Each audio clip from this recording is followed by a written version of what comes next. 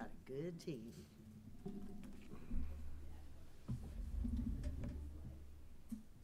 Are y'all ready? It's 5.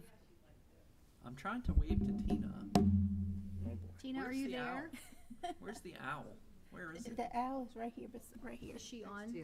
And she is on, yes. Can you see me? Can she hear us? I can't hear her. I can hear. Brandon. Brandon, you have to wake up and help us. Tina's voice is not coming through on the app. Forget about that thing. Can you hear me? Can you see her? I can see her, but I can't hear her. And she's I just have to unmuted. push the volume up. Brandon's laughing. How about now? Can you guys hear me now? There you go. You had to push the volume up, B. Did you turn it on and off? What a concept. Right, Brandon? Turn it Yep, on and that's what off. she's Did you missing. restart the computer? Did you hit restart? No, reboot. Thank you. All right. It is time to start. Everybody ready? Yes. All right, we will call this meeting to order. Ms. Byram, can we have a roll call, please? Yes, Miss Dawson, Here. Miss Harrington, Here. Mr. Hawkins, Here. Miss Whittington, Here. Mr. Rickett. Here. Madam Chair, the clerk certifies the presence of a quorum. Thank you. And we're at item 1C, approval of the agenda. Do we have any adjustments? No, ma'am. Take a motion. Motion to approve as presented? A second? All in favor? Aye. Aye. Aye. Do we need to do, are you going to talk about the owl? Do we need to Yeah. do we have to do anything about the owl attendance? Ms. We Byram? can just say that she is participating from an offsite in California. Are you in California, Yes. Miss Whittington? Yes. Okay. So So we're good. you just said that, so. Yep, so we're good. All right, thank you. All right, and we will now need to enter into a closed session, so I'll need that motion. Pursuant to 2.2-3711A of the Code of Virginia, Orange County School Board would convene a closed meeting for the following. Discussion of personnel or the performance of division employee as authorized by Section 2.2-3711A1 of the Code of Virginia. Resignation, termination, transfer, employment, salary adjustment, and retirement of employees. And discussion of the possible acquisition and/or disposition of parcel by land.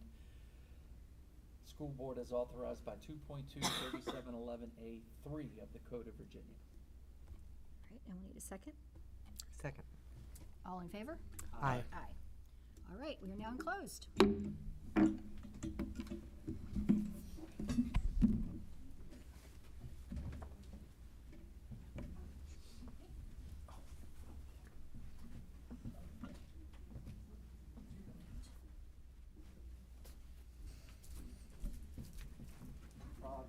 Leslie saw your Ashley's daughter, your granddaughter.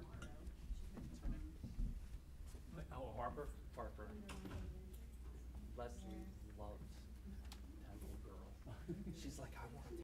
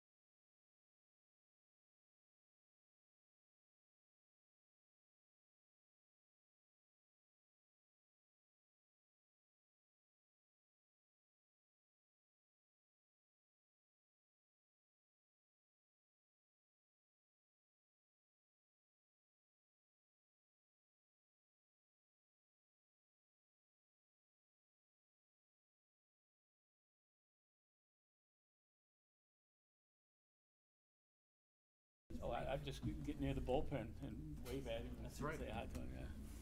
All right. Mrs. Whittington, do we have you on the owl still? Yes, ma'am. Okay, she's good. Everybody else all set? I need to. Yes, ma'am. I got it. All right. All right, we will call our meeting back to order, and we need closed session certification, please.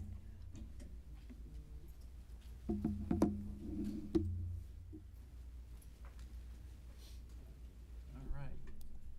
Whereas the Orange County School Board has convened a closed meeting on this date pursuant to an affirmative recorded vote in accordance with the provisions of the Virginia Freedom of Information Act, and whereas 2.2, 371112D of the Code of Virginia requires certification by the school board that such closed meeting was conducted in conformity with Virginia law. Now therefore it be resolved that the Orange County School Board hereby certifies that to the best of each member's knowledge, 1, only public business matters lawfully exempted from open meeting requirements by Virginia law were discussed.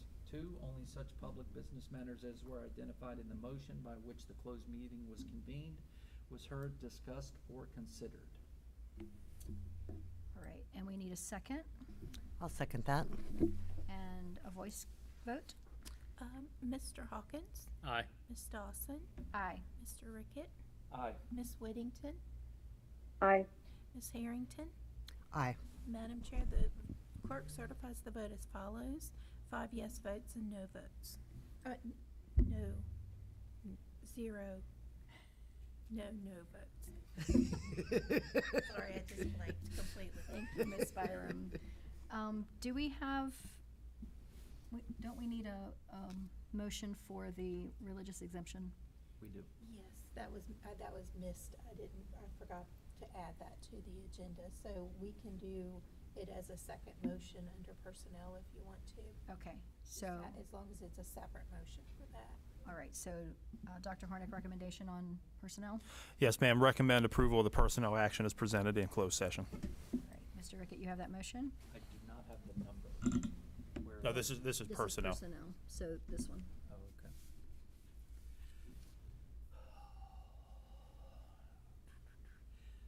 Recommend approval of the personnel agenda to include rescind employment, termination, resignation, transfer, salary adjustment, and employment of staff, coaching and extracurricular appointments. Second? Second. All in favor? Aye. Aye. Aye. And then we'll need the religious exemption. We don't have that written down anywhere. Do we have that number? I don't think she sent me the case number. Do you have the case number? She had it. It's 2026-11. 2026-11. 2026-11. So move to approve religious exemption. Recommend approval of personnel agenda to include 2026-11.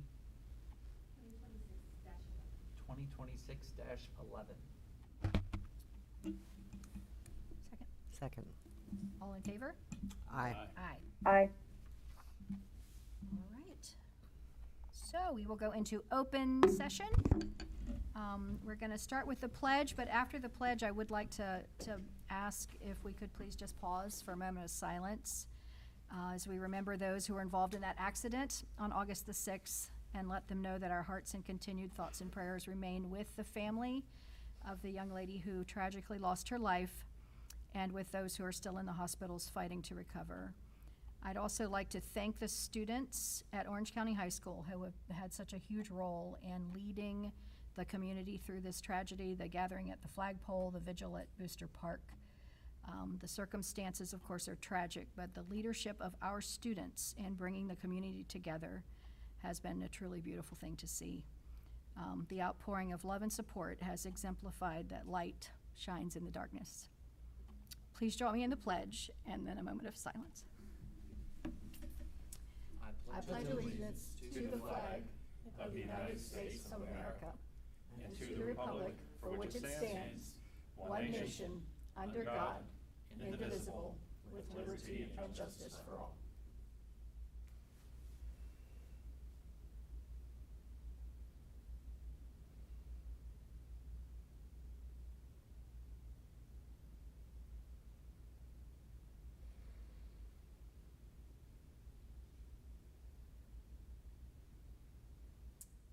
Right. Thank you all so much. All right, right, and that will bring us to item 5. Our action items, the resolution approving the contract for the CTE facility. Dr. Hornick? Yes, ma'am. So the resolution is before you, gives us the approval to enter the comprehensive agreement with Gilbane, and it's a tremendous step as we prepare to have site work begin and we begin to see activity at the high school to prepare for the Hornet Innovation Center. Great, board, do we have any I'd like to comments? make a motion. Motion, sorry, go ahead. I'd like to make a motion to approve action item A, resolution approving contract for CTE facility, and 8/17/26 draft resolution approving Gilbane contract. All right, do we have a second? Second. Is there any discussion? Comments, thoughts, questions? It's a wonderful day. It is a wonderful day. Miss Whittington, anything from the OWL? Just great job managing all of this. There's been a lot of ups and downs and communicating things across different channels, and I just appreciate the work that Dr. Hornick and his team have come together to make sure we understand everything and everything keeps moving forward really well. Thank you, Ms. Whittington. Ditto. All right, all in favor? Aye. Aye. Any opposed? Aye. All right, that motion carries. Yay! Yeah, that was a joyful aye. Yeah. All right, and item B, overnight and out-of-state field trip request. Yes, ma'am. We have two upcoming field trips. One is in late September for the Great Wolf Lodge. This would be for DECA. And the second is a Blue Ridge, Virginia Governor's School field trip for 10th graders to D.C. for the U.S. Botanic Garden. And I would like to make a motion to approve both of these requests. The first one for the OCHS Students Club, Blue Ridge, Virginia Governor's School, 10th grade students going to U.S. Botanic Garden in Washington, D.C.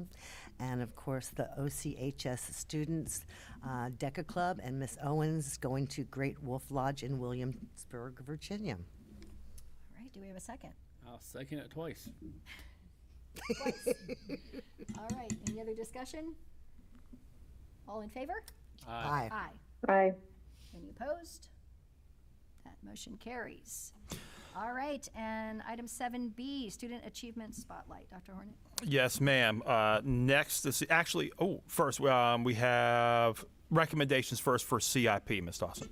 Skip it? And Oh, Sorry, I skipped it. Mr. Rudder, Mr. Pitts are here, and they will make their way to the podium. But we would like to present the CIP for this year moving through 2036. And this highlights a series of important capital projects that we need to do over the next 8-9 years. And on Thursday of last week, our CIP Planning Committee, Mr. Rickett and Ms. Dawson, came here to Teak and met with the team. And we went through and reviewed these items. And you will notice, obviously, a significant similarity between the projects in the CIP as well as the projects that we have identified for the community as areas of need that we would address should the 1% referendum for school modernization and construction have a positive yes vote on November the 3rd. And so we just want to make sure that the entire community is apprised that we remain forward thinking. As we look into the future, we identify the needs that we have. We want to eliminate as much as possible deferred maintenance. And as you will see, we are prioritizing projects that quite frankly will shut our buildings down. Things like roof replacements, heating, ventilation, air conditioning, air quality. That's a major concern for our buildings, to making sure that we want to have the highest quality there, to continue to have school, as well as septic and wastewater treatment. Those are items that will shut a building down when you start talking about the water, either in or out of the building, air quality, roof to protect you from the elements, windows to protect you from the elements. And so you will find those in very prominent locations. And this is a well thought out document. And again, there won't be any surprises, but it's important to have the board's input and to codify this. We are not seeking approval this evening. This is a recommendation coming to the board that we would like to have action on at our next meeting, which is in 2 weeks from this evening on August the 31st. So we're happy to meet individually, connect individually, or meet 2-on-2 with any board members to go through the plan. Marshall, Marty, if there's anything I missed on it, I'd be happy to have you fill in any of the gaps. No, Dr. Hornick, great job. Thank you. And again, this is to bring it forward this evening for you all, and then have the next 2 weeks to be able to digest. And again, I encourage the board to also take a look at some of the information that we have put out for the community's edification regarding the 1% sales tax referendum. And our job is to factually tell the community what our needs are, and should additional revenue come to fruition, how we would utilize that revenue to continue to make sure that we have reliable, safe, dependable, and high-quality learning environments for our students, and solid places for our employees to come to work. Could we just get a quick update about the delay on the Gordon Barber project after we got the federal grant through Representative Venman's office? We were hopeful that that would start sooner than later, but now we're still waiting. Sure. So the first delay is that as of up to this point, we have not yet received the funds or the transmittal letter that explains the contingencies that come with the fund. With the timeline that has elapsed between when the project was originally bid, and of course it was originally bid utilizing local funds, and so once a federal grant was received, that is likely going to change the rules of the game through which we play in certain federal regulations, like Buy American or Davis-Bacon Act, or what some of the other federal legislation might change the overall scope of the project. And so once we receive the information from HUD, it's coming from the Department of Housing and Urban Development. Once we get that information, we are going to be able to identify whether we need to rebid the project or not. And of course, the biggest complicating factor at the moment is with the time elapsed since the last bid, prices have changed. And I think most people are aware that they have not gone down since 2025, 2024, whenever the project was originally bid. And so that is where the delay at the moment lies. The project is designed. It's shovel ready, and so once all the information and we gather and work with our legal counsel to determine the way forward, we'll be able to start that project. But obviously, with it not being completed, it is certainly a project we wanted to list on this particular document.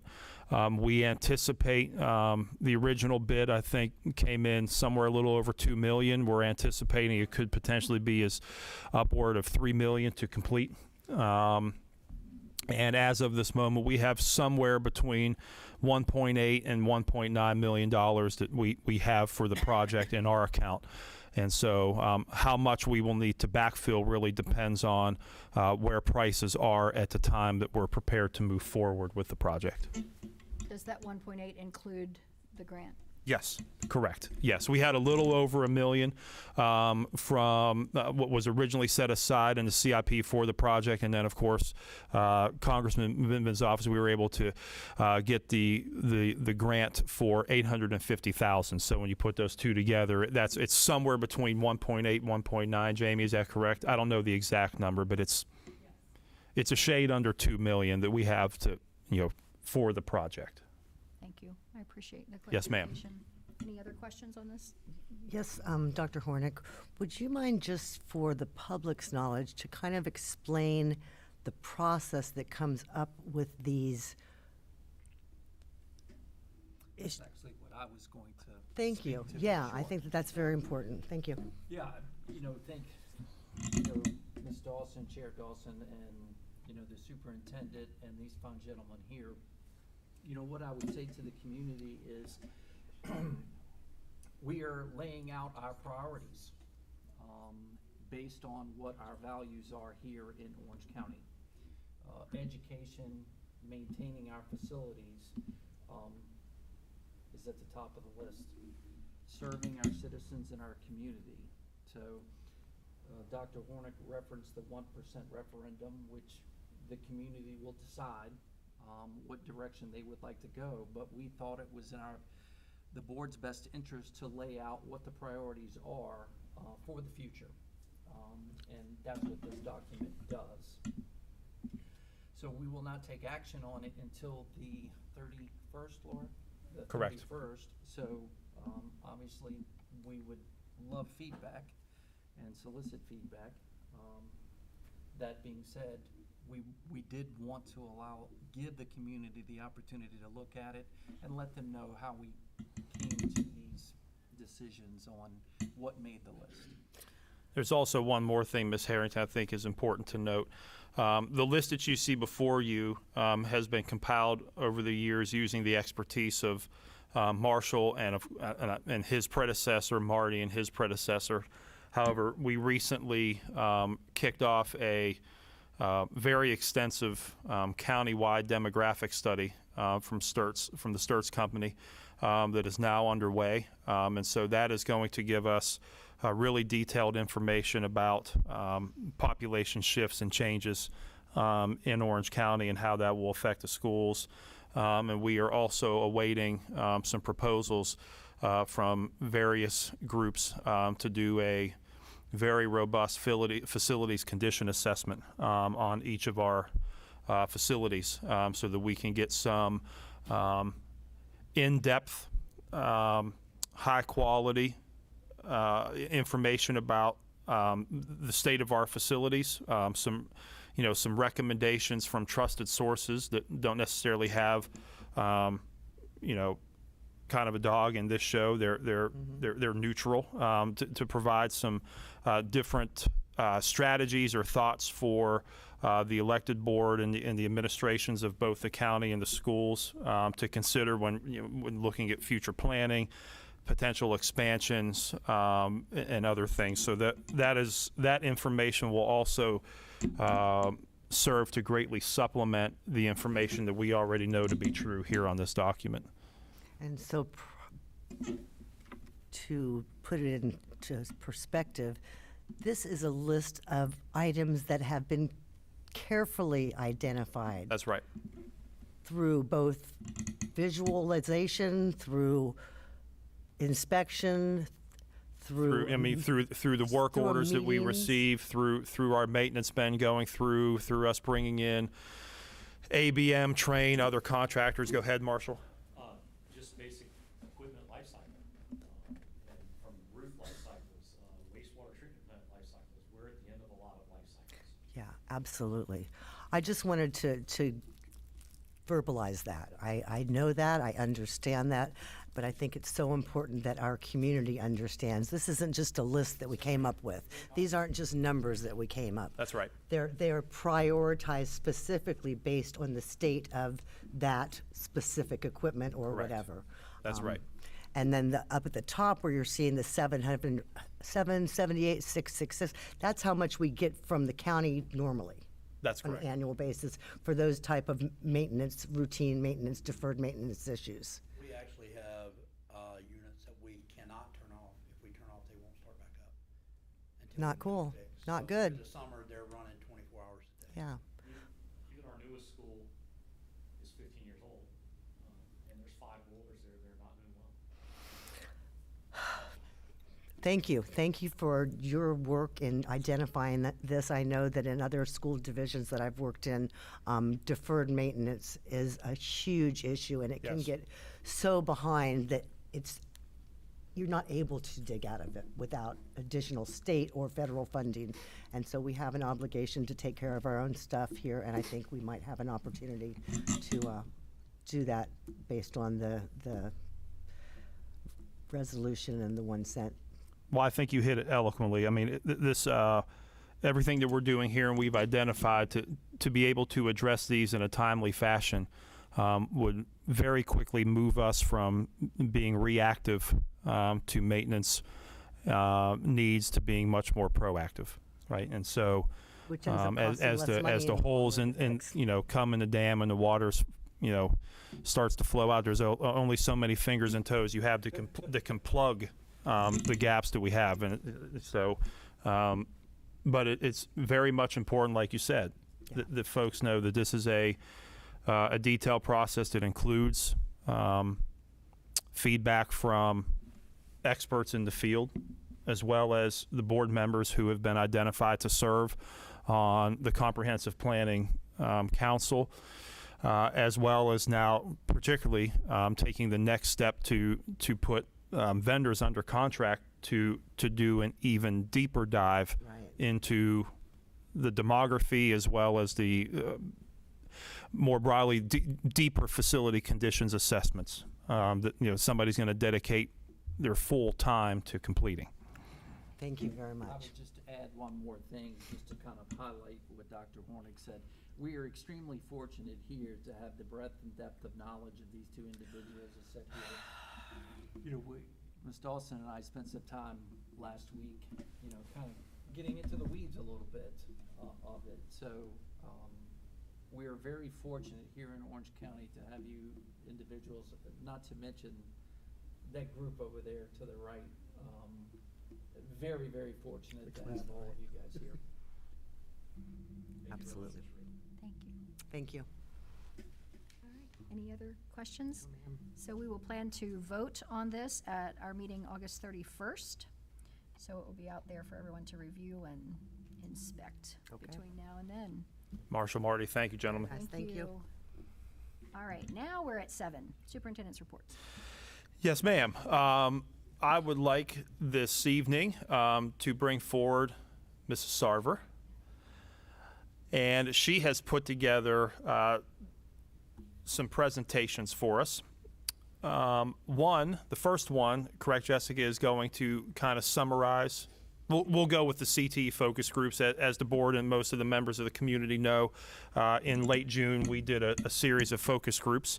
And Jessica, thank you very much for being here this evening. And she's going to provide an overview of the feedback, the process, and what we learned, and how that's being incorporated into how we're moving forward. Jessica. So first of all, just thank you to you guys and members of our team. We had a lot of support at our focus groups for people being there or just giving us feedback if they couldn't be there. So it was great that this was kind of a whole leadership thing instead of just CTE department or the instruction department. So thank you guys very much. All right, Laura. So for our focus groups, we focused on the programs that are going to be in our new facility.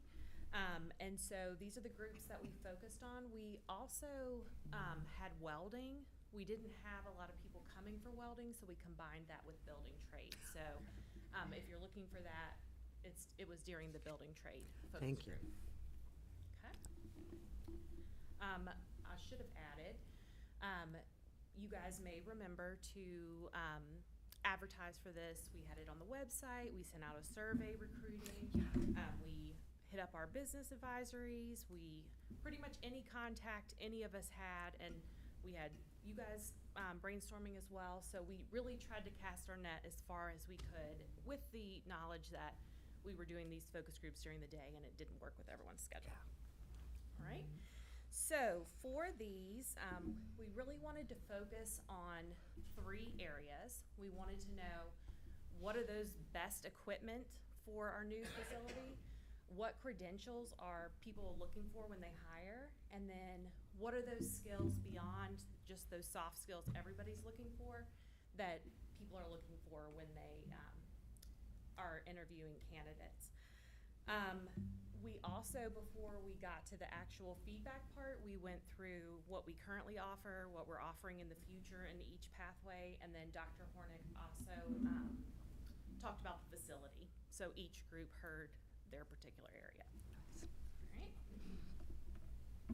So in all of the groups, we really got kind of major themes that we heard no matter which focus group we were hearing. Laura, if you'll go to the first one. So the first theme that we heard over and over was working on spaces in our new facility that really mirrored what we would see in the industry. So there were some specific things that kind of feedback they gave us for specific areas. Something that we heard a lot was to kind of vary the equipment, like don't stick to a particular brand, vary what we do. I thought that was an interesting feedback point because they said depending on where you go, it might not be the brand that they had. So especially automotive was telling us, make sure our students get experience on a lot of different kind of things. So I thought that was a good feedback. But just really sticking with those core equipment rather than branching out to kind of some of those far out equipment that we could bring to our facility. So in our focus groups, and you might notice if you weren't at the meetings, kind of the poster pictures, that was how we were brainstorming with our groups and getting feedback. So each group had very specific kind of core credentials that they offered. They really kind of cautioned us with sticking with the very specific credentials because they said that most of the time, whatever facility or whatever industry, they would get their own training for their very specific thing. So they said we would most bang for our buck if we would stick with the specific kind of industry standard credentials for those areas. Sorry, I should have added something interesting. Almost every single group said CPR was something that we should work on with our students. So that was kind of an interesting connection with all of them. It's interesting that it's done under culinary rather than healthcare, but. Yeah, I guess healthcare probably assumed that's what we were doing. I don't know. But even like automotive and our building trades, they all said CPR is something that we want to make sure that our students know. So that was kind of an interesting thing. Something that we heard over and over again is that businesses are looking for those critical thinkers rather than the kids that can do the check boxes. They said now that we have so many tools, AI tools, regular tools, that give us so much feedback and information that we need students that can look at that information and decide, is this logical? Does this make sense? And then to be able to take that information and communicate it with other people. So, all right. And then this one I know Ellen was really excited about. They very much emphasized getting our students out through internships, having people come in, like really having students have that experience with our local businesses. Yeah. Okay. All right, so where do we go from here? So our next steps is that, as I said at the beginning, we really focused on those CTE areas that will be in our new building, but our business advisory obviously is very varied of all of our programs. So we want to take this information, give it to them, get feedback. And then also, before we get to the point where we're purchasing equipment or anything like that, we want to make sure our teachers and our students have feedback. So that's kind of been our pathway of where to go next. Okay. It's exciting. Yeah. All right. It's exciting. Thank you. Yeah. Any questions or comments for Ms. I Sarver? thought those meetings we had were very informative. I got a lot out of them myself. Yeah. I felt like at every single meeting, there was something that really surprised me. Like building trades, one of their big feedback was it's not the distractions like cell phones and things like that that get people seriously hurt, but like in your head distractions. So that was something they had to work really a lot with, like electrical, new people in the electrical business was was being able to put aside whatever happened at home and things like that, so you can focus on your job and not get hurt. So I thought that, I mean, it makes sense once they said it. Yeah. Safety was a huge priority It throughout was. all of Oh, them. absolutely. So, and I think a huge thing too is like in our mind, we're like, we could do this, we can do this, and like so many big ideas of what we can do with this awesome new space. But over and over again, they were saying like, get the basics, like really focus on these core things, and then your students can do all of these things when they get to the next level. Right. So, Very, very nice. Thank you so much. Thank you. Yeah, I appreciate the certifications. I mean, to me, that is the basics. And then you touched on soft skills. Yeah, that's a big one. yeah. Yep. Great job. Thank you. And so that's an easy segue to our second report this evening. Ms. Sarver will also, And not that Lead I'm this one. not excited about the focus group presentation, because I was, but the one I'm most excited about, I am just thrilled that our very first student academic spotlight is our CTE student organizations, and especially their summer work, because they are really busy. What I'm going to show you is not an exhaustive list, because they are doing something at all times. Pretty much if you pick a day, a CTE organization is going somewhere, competing somewhere, they are busy. So, in the sake of not presenting all night, because I really could present all night about student organizations, they are always doing something. We focused on just state level competitions, national competitions, and summer work. All right, so we will start with our Technology Student Association, TSA. If you don't know anything about TSA, it is a broad spectrum of competitions. There's a lot packed in there, all the way from drone work, manufacturing, cybersecurity's in there. So pretty much anything you can imagine that's technology, there's a competition for it at TSA. But as always, our TSA has done very well this summer. At the state, they were 5th place for a technology bowl. They had a drone challenge, they were 8th place. Systems control, I could keep reading that list for you because there's so much for TSA. Oh, wow. And then they were able to go on to nationals for a lot of those areas as well. For nationals, they were very competitive. They didn't place, but our students did great at nationals. Something else really exciting is that Lori has been working on drone challenges, and our students have been doing fantastically at Langley Research Center. They were the Teamwork champions, so that was amazing. And then they went on to the regionals, and they were top rankings for piloting the autonomous flight, and then they were in the top 25 for teamwork there. So, as always, our TSA is amazing. You can go to the next one, but don't play it yet. So, at the state level, they were, yeah, this is going to be good.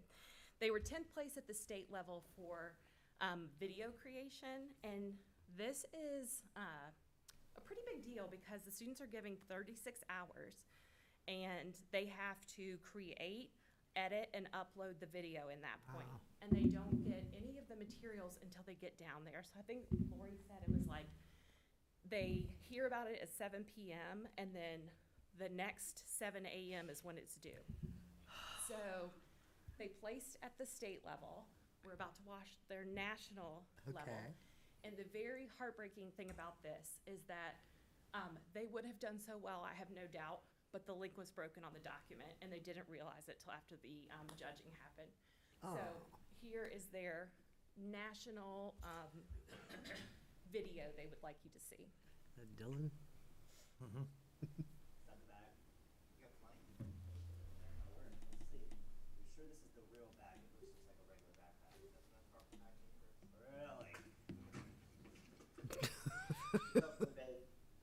Should be opening the bag now. Moving for the rest. Alright, let's find the ski card. Where's that? Saran wrap, hot glue gun, the World Cup winner. Where's it at? Where is it? A conference shirt. I need this key card. I don't need coffee.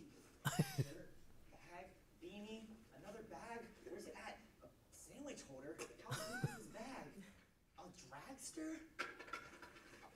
the award script. Where else? I finally got it. The key card. Wait, my hands. What happened? Well, well, well. Where did you get this? You're going away for a very long I time. can't go back. No, no, no, please. That was it. So they did a great job on that one, and I know they would have done fantastically if they had been able to compete on that one. Okay, go ahead. So you may have seen this picture before, but this is from the state level Skills USA competition, and our cosmetology program received first place for the total fantasy look. Awesome. So this was their first place winning look. Okay. All right, so this summer, JROTC traveled to VMI for a leadership training program. So we have some pictures there of them at their program. And every time I look hard at the middle picture, I'm like, whoa, as you can see, bodies all the way up through. So I'm glad that was not me on that trail there. All right, so Jobs for Virginia Graduates is one of our newer CTE programs. You may remember it's the one that is grant-driven that we get a grant for each year. So in its first year, very excitingly, our Jobs for Virginia Graduates president was chosen to represent our region and to advocate in Richmond. So that was really cool. The article that's linked on there, you can kind of see about her. And she also won our regional scholarship. So that was awesome for a brand new program. Awesome. FFA just had their state competition this summer. So they had a first place in livestock judging and a 7th place.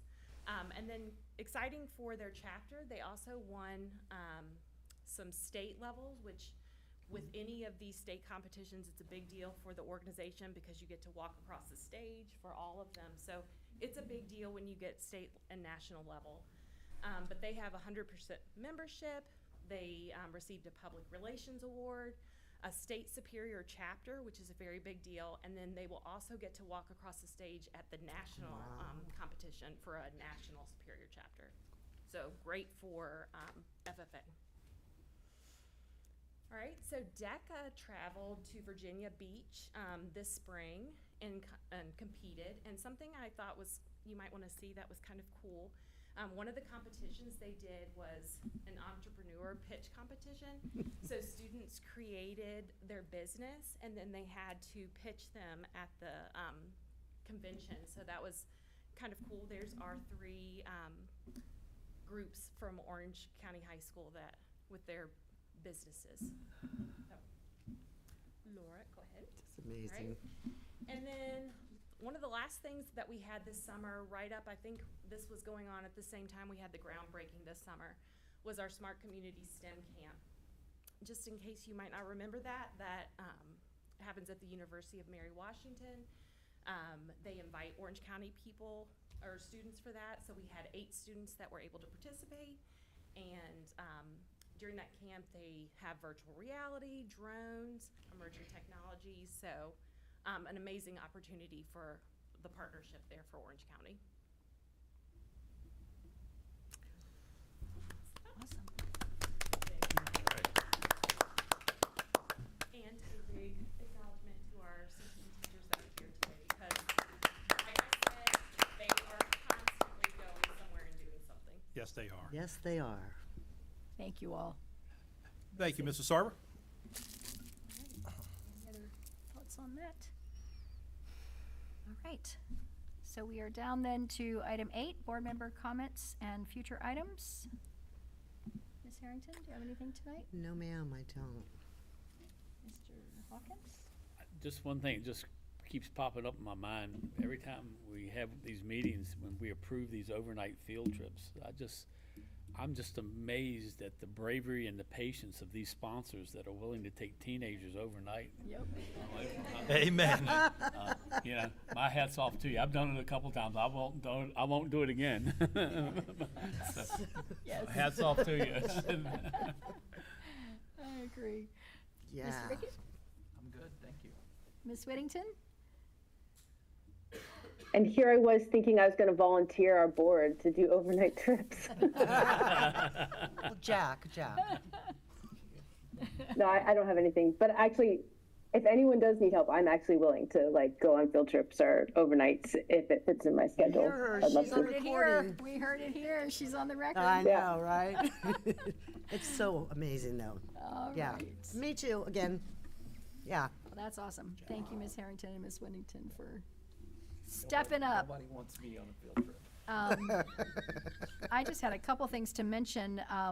We are going to restart our school visits schedule, the board visiting and talking with Dr. Wolfrey and Ms. Byram. The principals, I think, do prefer to have some Heads up. form, a heads up that so they can let us know if it's a testing day or a field trip day or something weird's going on. It's not the best day to be there. But Dr. Wolfrey also said it's certainly fine to, if we want to stop in, just to touch base with them and let them know. So Ms. Byram's going to be putting together a new schedule for us for this school year, which will be probably just like what we had last year. Same idea. We have been pursuing our meeting with our legislators. It looks like that may happen in September. We're hoping. We can't get them in person yet, but at least by Zoom, we'll be able to connect with them. And of course, the main topic that we're interested in is the Virginia funding formula. Yeah. A long-term problem that we need to address. And then just a general congratulations to all of you all for opening school again. Transportation and building level principals and central office admin and teachers and staff and food service, all of it. It's just been overall, I hear really good reports Seamless. about the opening of this year. And so it's all kudos to you guys who make those things happen on the daily. And I think that's all we have. Anything else? No, ma'am. All right, then we have reached item 9 and we are adjourned. Thank you. Thank you. Thank you. Thank you. Thank you, Mrs. Whittington.